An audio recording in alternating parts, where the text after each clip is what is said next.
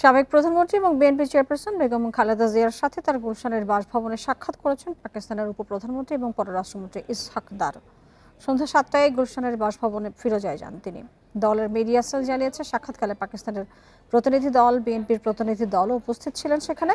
শনিবার 2 দিনের সফরে ঢাকায় আসেন পাকিস্তানের উপপ্রধানমন্ত্রী এবং পররাষ্ট্রমন্ত্রী ইসহাক দার। পরে ওই দিনই বিকেলে বিএনপি, জামায়াত ইসলামী এবং এনসিপির নেতাদের সাথে সাক্ষাৎ করেন তিনি।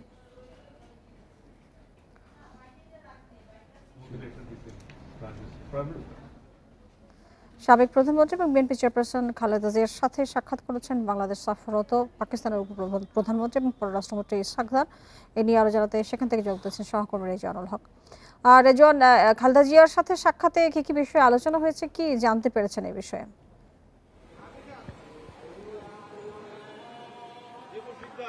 দেখুন, একেবারে ঠিক 7:52 ইসহাক দারের নেতৃত্বে 6 সদস্যের একটি প্রতিনিধি দল আপনি এই খালেদা জিয়ার বাসভবন ফিরোজা থেকে বেরিয়ে গেছেন। এর আগে আপনাকে যেমনটি আমি জানিয়েছিলাম যে কাটায় ঠিক 7টার সময় তিনি ও তার প্রতিনিধি দল খালেদা জিয়ার সাথে দেখা করতে আসেন এবং সেখানে প্রায় 52 মিনিট তারা বৈঠক করেন, বিভিন্ন বিষয়ে কথা বলেছেন এবং ইসহাক দার বেরিয়ে যাওয়ার পর খালেদা জিয়ার পক্ষ থেকে এখানে সাংবাদিকদের ব্রিফিং করেন তার ব্যক্তিগত চিকিৎসক ডক্টর AZM জাহিদ হোসেন। তিনি যেমনটা আমাদের জানিয়েছেন যে ইসহাক দার অর্থাৎ পাকিস্তানের উপপ্রধানমন্ত্রী ও পররাষ্ট্রমন্ত্রী এখানে এসেছেন মূলত খালেদা জিয়ার স্বাস্থ্যের খোঁজ খবর নিতে। তিনি দীর্ঘদিন ধরে অসুস্থ এবং পাকিস্তানের নাগরিকদের পক্ষ থেকে তাকে শুভেচ্ছা জানাতে এবং তিনি যেন দ্রুত সুস্থ হয়ে ওঠেন সেই কামনায় তিনি এখানে এসেছেন এবং তার কাছে পাকিস্তানের পক্ষ থেকে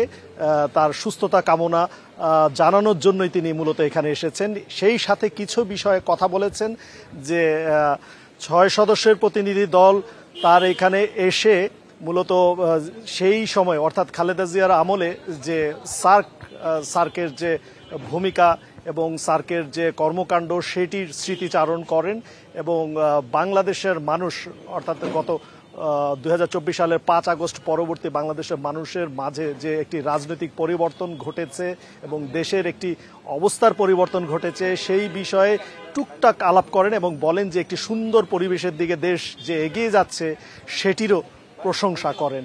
সেই সাথে তিনি এখানে আগামী দিনে বাংলাদেশ ও পাকিস্তানের মাঝে নতুন করে যে একটি বন্ধুত্বপূর্ণ সম্পর্ক, একটি ভ্রাতৃত্ববোধ, একটি সম্মানবোধের জায়গার আকাঙ্ক্ষা সেই প্রত্যাশার কথা জানিয়েছেন। রেজওয়ান, আপনাকে অনেক ধন্যবাদ আমাদের সাথে যুক্ত হয়ে তথ্য দেওয়ার জন্য।